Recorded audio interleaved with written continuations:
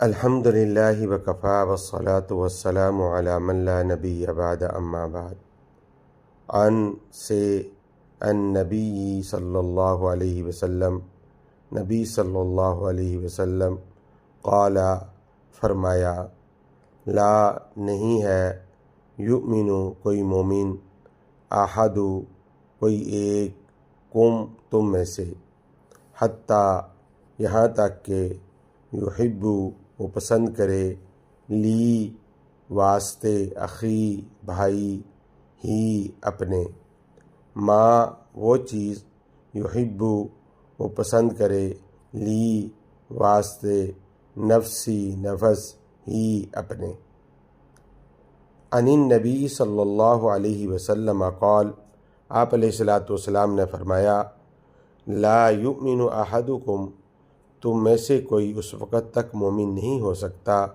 حتیٰ یحب لاخیہ جب تک اپنے بھائی کے لیے وہ پسند نہ کرے ما یحب لنفسہ جو خود اپنے لیے پسند کرتا ہے۔ تشریح: اس حدیث مبارک کا موضوع تکمیل ایمان کی شرط کو بیان کرنا ہے۔ اس حدیث مبارکہ کے راوی حضرت انس بن مالک رضی اللہ تعالیٰ عنہ ہیں، جنہیں خادم رسول صلی اللہ علیہ وسلم کے لقب سے نوازا گیا۔ مدرجہ بالا حدیث مبارکہ کا تعلق اسلام کے قانونی و فقہی نظام سے ہے۔ پورے معاشرے کی بقا و امن آپ علیہ السلام کے ان چند الفاظ کے محتاج ہیں۔ اس حدیث مبارکہ کے علاوہ آپ علیہ السلام کی چند اور احادیث موجود ہیں جنہیں ایمان سے مشروط کیا گیا ہے۔ مثلاً پڑوسی کو تکلیف نہ دینا، خواہش نفس کا دین کے تابع ہونا، آپ علیہ الصلاۃ والسلام کی محبت کا سب سے بڑھ کر ہونا۔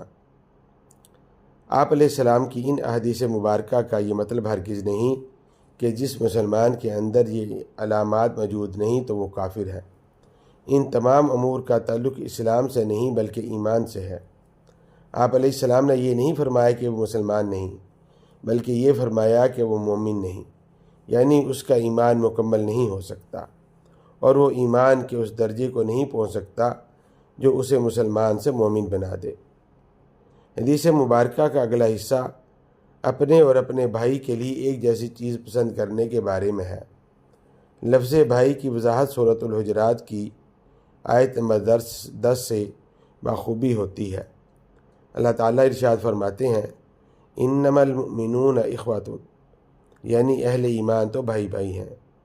یہ ایک مسلمان کا دوسرے مسلمان سے رشتہ بیان کیا گیا ہے۔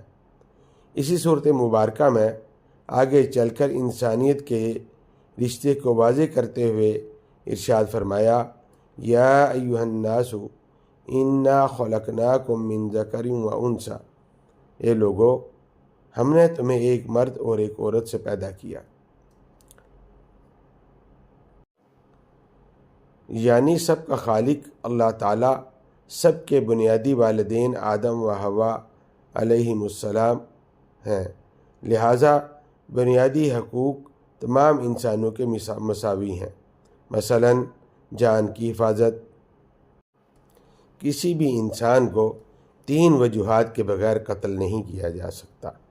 نمبر 1 جان کے بدلے جان لینا، نمبر 2 شادی شدہ زانی، نمبر 3 فساد برپا کرنے والا۔ مشترکہ انسانی حقوق میں دوسری چیز مال ہے، مال کی حفاظت کا حق۔ اللہ رب العزت نے چوری کی حد مقرر فرما دی۔ چوری شدہ مال خواہ کسی مسلمان کا ہو یا کافر کا، چوری کسی مسلمان نے کی ہو یا کافر نے، ہر ایک کے لیے ایک ہی حد ہے۔ تیسرا مشترکہ انسانی حق عزت و آبرو کی حفاظت کا حق ہے۔ اسلام غیبت، بہتان، زنا وغیرہ کے بارے میں واضح احکامات جاری کرتا ہے۔ اگر ہر مسلمان ہر اس چیز کو دوسرے مسلمان کے لیے بھی ناپسند کرے جو اپنے لیے ناپسند کرتا ہے تو حسد، بغض، جلن، کینہ، احساس برتری و کمتری کو ختم کر کے ایک متوازن معاشرے کا قیام ممکن ہے۔ آپ علیہ السلام نے مسلمانوں کو جسد واحد قرار دیا ہے، جس کے مطابق ایک مسلمان کی تکلیف کو سب مسلمان محسوس کرتے ہیں۔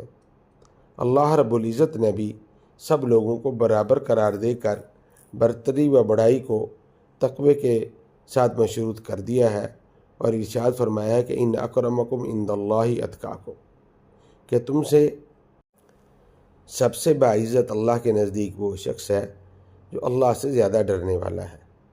مسلمان کا نصب العین تقوی ہے کہ اس کے ایمان میں اضافہ کرتا ہے، اطاعت و بندگی میں سے ایمان میں اضافہ ہوتا ہے، جبکہ گناہ نافرمانی ایمان میں کمی کا باعث بنتے ہیں۔